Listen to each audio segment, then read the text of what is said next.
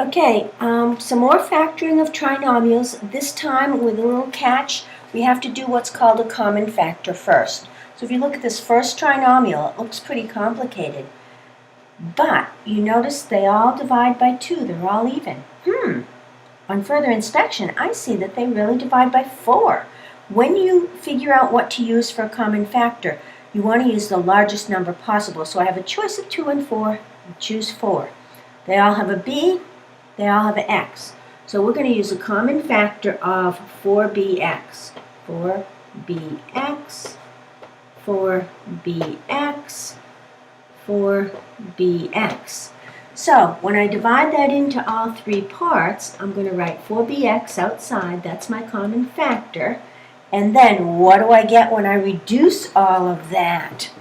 I get, let's see, the 4's go, the b's go, and one of the x's go, so I get x squared. Here, 4b and x minus x minus 4 into 80 is 20, and the bx goes, so minus 20. Now, that factors again. So my answer is going to be 4bx times x squared minus x minus 20. X and x for x squared. I need factors of minus 20 that add up to minus x. How about minus 5 plus 4? That works, doesn't it? Yeah. There's the answer. Okay? Doing a common factor first. All right, this one's a little bit tricky. It doesn't look like anything divides into those. But starting with a negative is a little bit tricky. So how about if we divide everything by a -1? Yeah, well that's like factoring out a -1. So -1, divide -1 into all the parts. I get positive x squared, negative x, negative 20. Now that becomes easier to factor. Factors for x squared are x and x, factors of minus 20 that add up to minus 1, minus 5 plus 4.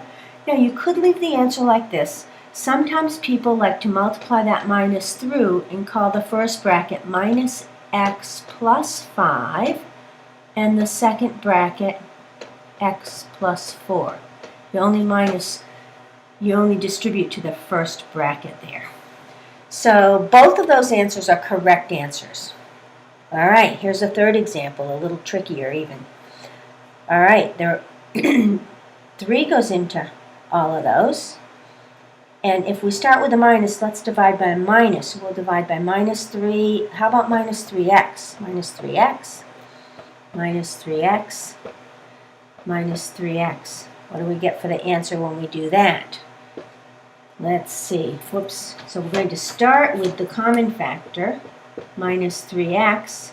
Put inside the bracket what I get when I reduce. So how about positive x squared, positive 2x, and 3 into 72, that would be 24, minus 24. All right. And then factor one more step, so minus 3x. And then 2 brackets, x and x for the x squared. All right, 24. Getting a combination that adds up to positive 2. So 1 and 24 doesn't work. 2 and 12 doesn't work. Oh, 4 and 6. I want a positive 6 and a minus 4. You know why I chose the positive on the 6, right? Because I have a positive 2 in the middle. And there's the answer for that part. All right, let me clear the board and then I'll give you a couple more examples.